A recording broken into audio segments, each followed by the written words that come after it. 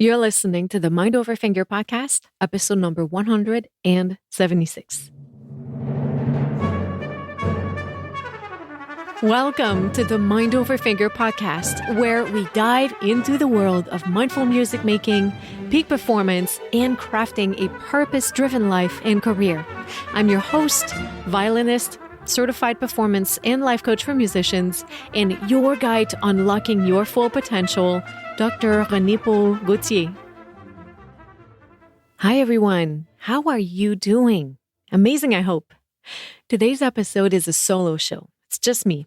So let's have some fun with a big topic, and let's talk about limiting beliefs, how they keep us stuck, and how we can free ourselves from them. If you're like me, and like just about everyone I know, you have experienced the shackles of a limiting belief. I'm sure of it. And what is a limiting belief? Simply put, it's a thought that holds you back, that makes you doubt your abilities or your potential. And I think we all understand the limiting portion.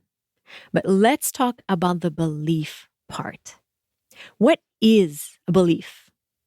Well, a belief is a thought that you keep on thinking until you accept it as truth.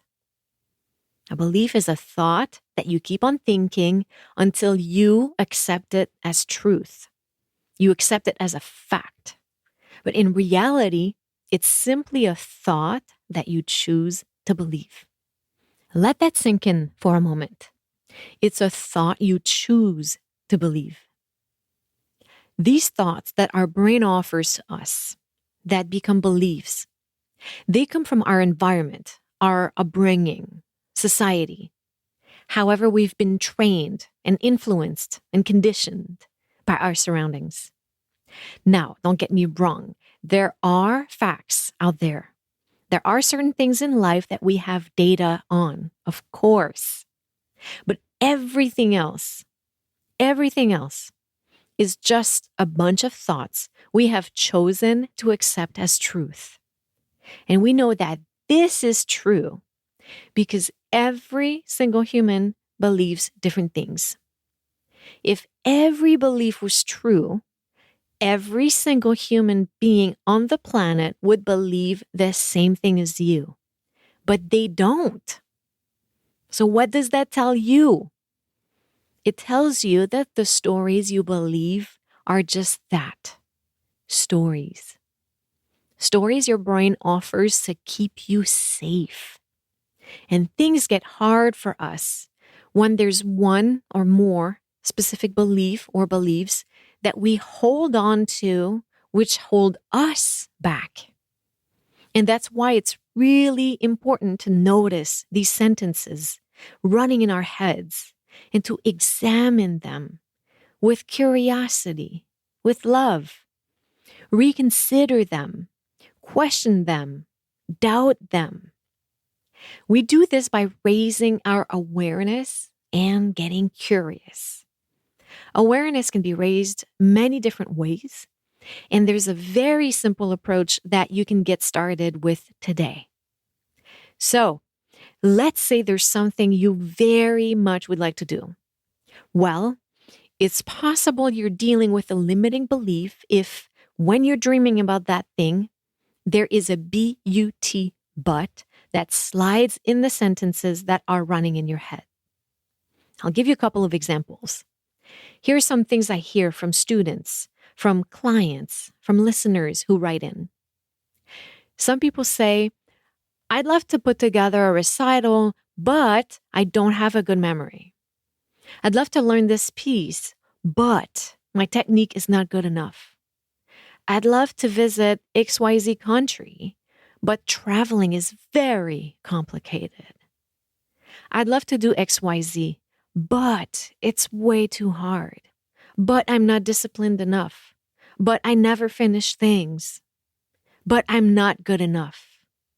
And that last one is one that I personally had to overcome in one instance. And once I did it, it changed my life forever. Let me tell you that story. As many of my colleagues, I got an undergraduate and a couple of graduate degrees before I started my performing career. Very typical.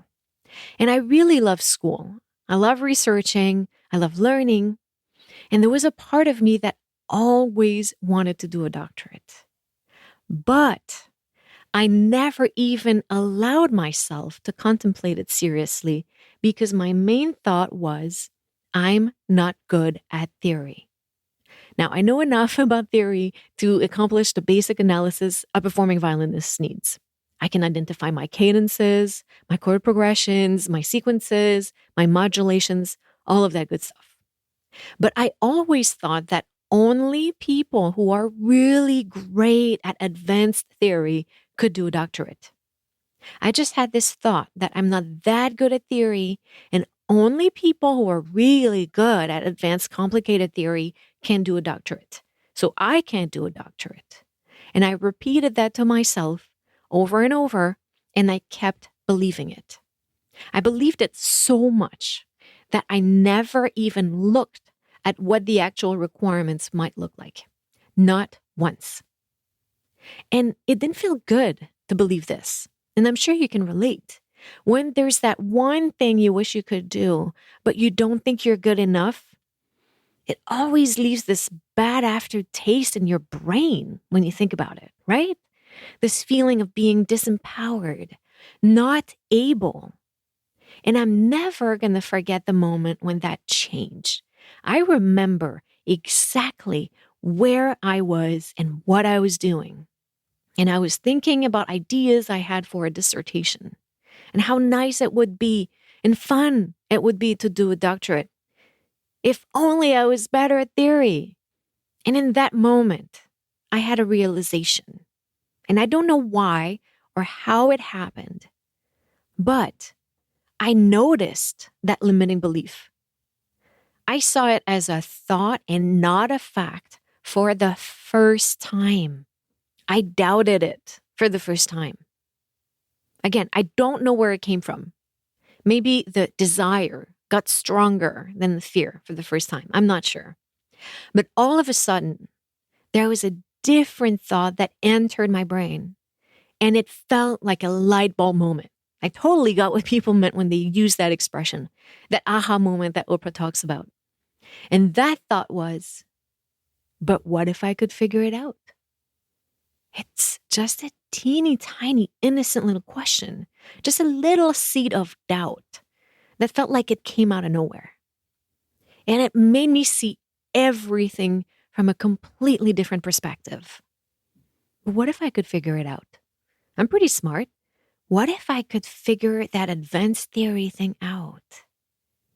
And with just that little question, I felt an entire world of possibility open before me. And let me tell you, I was excited. I felt empowered. Okay, so I believe that I'm not that amazing at theory, but what if I could figure it out? That question absolutely changed the course of my life.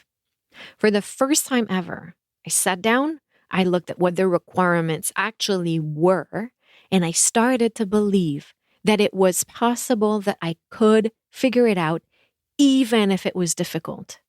And with one step at a time, one new small belief at a time, building on top of each other, I did figure it out.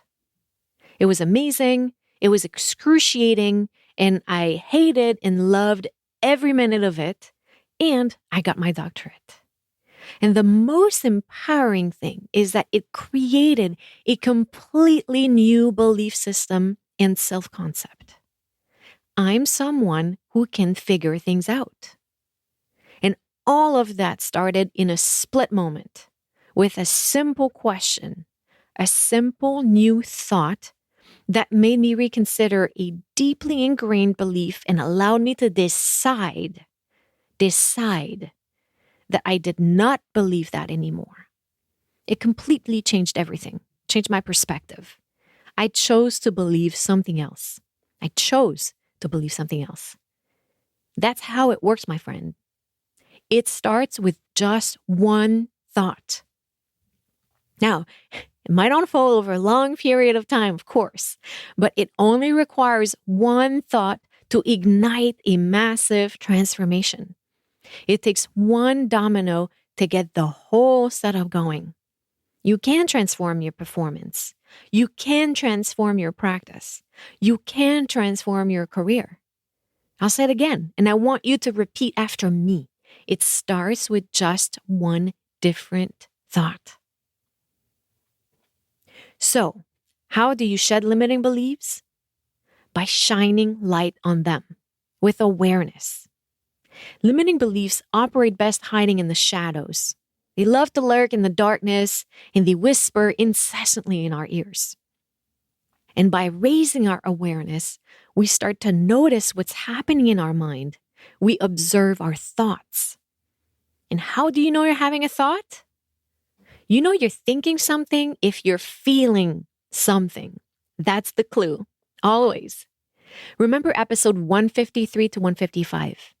Our thoughts generate our feelings. Our feelings fuel our actions, and our actions create our results.